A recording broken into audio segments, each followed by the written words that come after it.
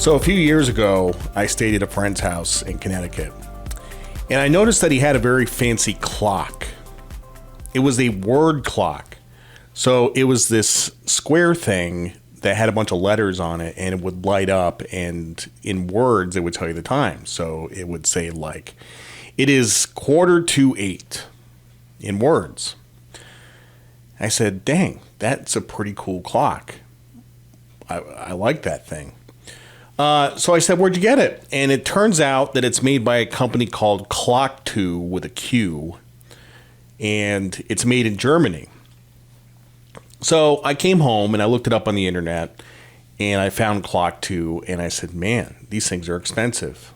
It costs a lot more than I thought. I mean, I figured it would cost like $300 or $400, but it costs like $1,200.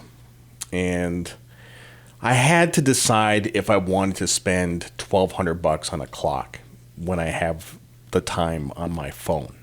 Okay, so I talked to my wife about it, and this is one of these personal finance things I talk about all the time, but she says, look, it's your money. We keep our money separate. So she's like, it's your money. If you want to buy a $1,200 clock, that's up to you.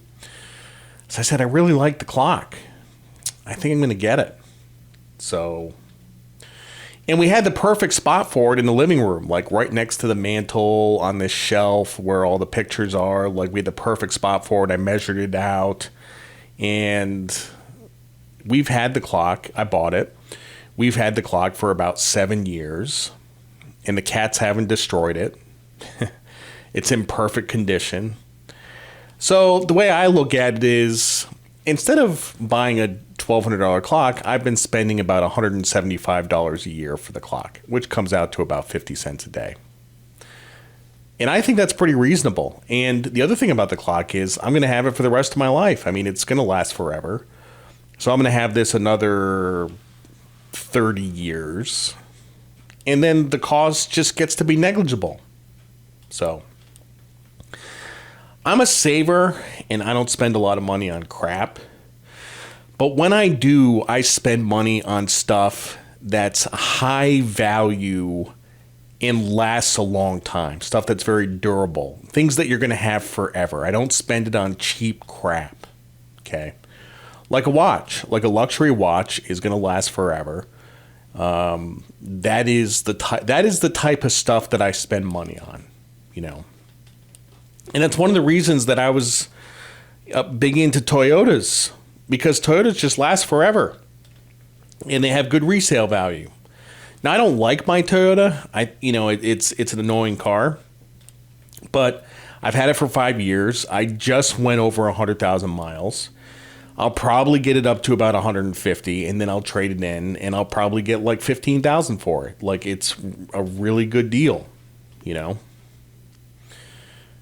I also like, in terms of cars, I like Maseratis. Maseratis are cool cars. But the problem with Maseratis is that they depreciate faster than any other car. And I don't know why that is. But if you just Google cars that depreciate the fastest, Maseratis will be top of the list. And I don't know why. But that's not the kind of car I want to get. I don't know if it's because of maintenance issues or what, but they depreciate like crazy. So I'm probably not going to buy one of those. And then sometimes I go to Target and I'll be in the checkout line behind somebody, and they have like $350 of crap in their cart that's all going to end up in a landfill in 12 months. And I'm like, that is not the way to do it. You know, I mean, if you're going to spend money on good stuff. It's all going to end up in the landfill. I have philosophies on buying clothes. You know, when I buy clothes, I intend to wear them for a long time. I intend to wear clothes for 7 years.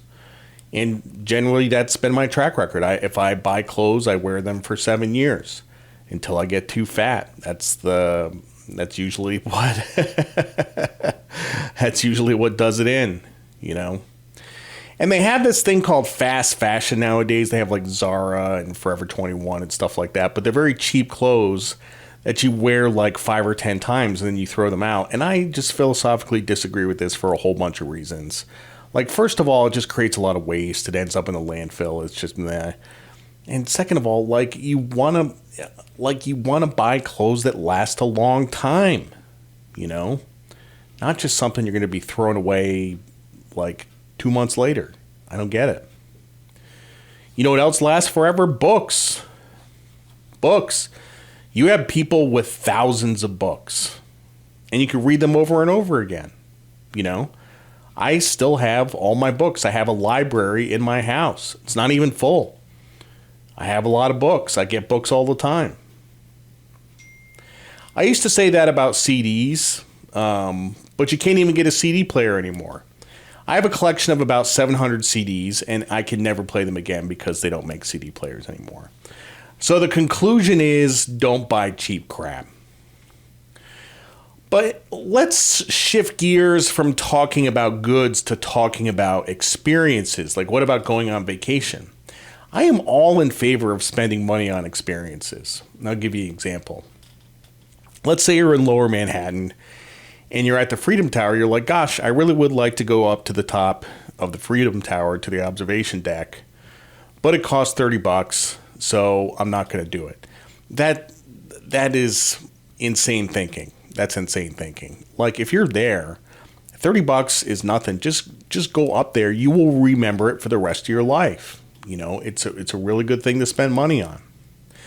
Now, let's say you have an opportunity to go to Greece and it's going to be $10,000. And to that, I would say, you know what? There's cheaper ways to go to Greece. You can do it on a budget.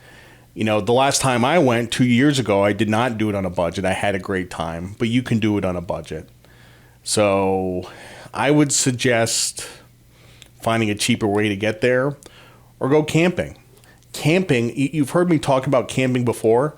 Camping is the best thing in the world. It's the best thing in the world. Like, it costs like $15. And you get to eat hot dogs and marshmallows and go fishing and sleep on the ground for $15. It's lots of fun. There's nothing like it in the world. And by the way, the last time I went camping, it's been a while. It's 3 years ago. It was June of 2020. That's when I got the idea to get my MFA. So all good things come out of camping. I'm just not a fan of camping when it's hot, you know. Like, screw that. I'm not. Camping in the summer in the South is the worst. So just not when it's hot. National parks are pretty cheap. I was talking to, I think it was my brother who was saying he went to Zion National Park or Arches National Park, got to see the arches. Yeah, the admission was probably $20. Like, you can't beat that. That's where people go with the family truckster. You know what else is cheap? Minor league baseball games. Not Major League Baseball games. Major League Baseball games are super expensive. The tickets at a minimum are $100 a piece. You're spending $600 by the time you're out of there, and you're buying $70 sweatshirts and all this stuff. It's terrible. You can spend a fraction of that and go and enjoy some minor league baseball. Minor league baseball is the best thing in the world. The tickets to the game here, it's the Myrtle Beach Pelicans, it's the Cubs affiliate, it's a low A team. It's $20. Now, when I moved here, it was $11. Now it's $20. It's still incredibly cheap. It's super cheap entertainment, and it's so much fun. Movies are also cheap. You know, as long as you don't load up on the concessions, as long as you don't load up on the candy and the popcorn. The candy and the popcorn will kill you. So, but yeah, I mean, if you just get the tickets and don't buy candy or sodas or popcorn, I mean, the tickets are like, at least around here, they're like $12 a piece. I don't know what they cost anywhere else. Maybe in New York they're like $20, but around here they're $12. It's pretty cheap entertainment. And you can be like the old people and go to the matinees. You know what else is pretty cheap? Going for a walk, which is free. I like going for a walk. Around here, we have something called Brook Green Gardens, which used to be a rice plantation that was converted into a sculpture gardens. It's very pretty. My wife and I like to go walking there. We have a membership. It costs $100 a year, and we go for a walk, and it's great. Or we can just walk around our neighborhood, and that's free. So I would say that TV is cheap, but my cable bill is $240 a month. And we're talking about giving up the cable because that is a lot of money. My TV costs me $8 a day whether I watch it or not. We don't watch a lot of TV. We watch the local news and the national news and Wheel of Fortune and Jeopardy, and that's pretty much it. We watch TV for like 2 hours a day, and the rest of the time I'm on the MLB network watching the Yankees, so I don't need the cable for that. So reading a book is cheap. You get 10 hours of entertainment for about $2 an hour. $20 book, $2 an hour. That's about as cheap as it gets. So here's a takeaway. Buy quality stuff and get cheap experiences. You know, I have a travel agent friend, and he's terrific, but he's always wanting me to spend $2,000 a night on hotels. And I'm like, dude, that just does not make any sense. Like, I'm just not getting $2,000 of value on that. Like, I'm not going to spend $2,000 on a hotel. So I'm like, you're out of your mind. So anyway, thanks for listening to the Be Smart podcast. I'm Jared Dillian. See you next time.